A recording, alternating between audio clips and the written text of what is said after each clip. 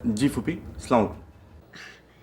এ আনিস, আম, আসলে ভালো আছো না? আম, আসলে কি ওই মানে আহ, তোমার সাথে মানে তোমাকে আমার তোমার সাথে আমার কিছু কথা ছিল। জি বলেন।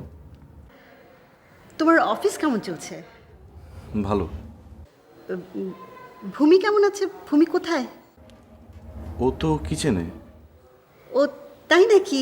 কি রান্না করছে? আমি কিন্তু তোমাদের বাড়িতে খেতে আসবো। মোস্ট ওয়েলকাম ফুপি। এখনো চা করছে, মাথাটা ধরেছে তো। ও, মাথা ধরেছে? তাহলে থাক, আজ না হয় নাই বললাম। আমার কথা শুনলে আবার তোমার মাথা ব্যথা বেড়ে যেতে পারে। না ফুপি বলেন, অসুবিধা নেই। না না আনিস, থাক, আমি আরেকদিন বলবো, আরেকদিন বলবো। ওকে।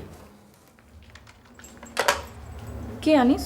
ফুপি ফোন করেছিলেন, বললেন কি যেন বলবেন, আবার বললেন পরে বলবেন। ব্যাপারটা কি বলো তো? আমি কিভাবে বলবো? ফুপি নিশ্চয়ই বলবে। দাও চা দাও। কি ব্যাপার?